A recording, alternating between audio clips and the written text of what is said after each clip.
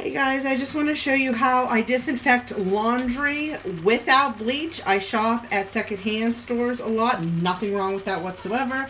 But of course I want to make sure that everything I'm buying, because I mostly buy clothes for my children there, are properly washed and disinfected. Sometimes I do use bleach tabs, but this is a good alternative.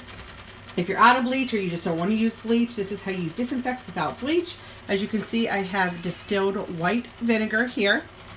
So what you do is you measure 1 cup of distilled white vinegar. And what I do, you'll see like different variations online, but what I do is I let it run through 1 wash cycle. I let it drain out, and then whenever it's doing the second one, that's when I add it. Then I also have it on an extra rinse. Some people put it in the first time, some people put it in the last rinse. I like to do kind of in between.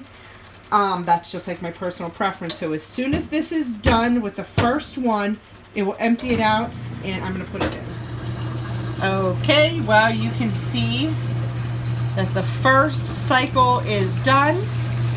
It is rinsing out. I'm going to make sure all of this water goes out, then I'm going to add the disinfectant.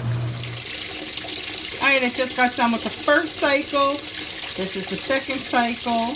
And like I said, there's going to be 1 extra rinse after this. But this is where I add my cup of distilled white vinegar. Let that wash. Alright, so the clothes have finished washing. And this is why I put it in the second cycle and do an extra rinse. Because I'm smelling them right now. They smell really good. Yeah, they don't smell like vinegar whatsoever. And they're going to get put into the dryer.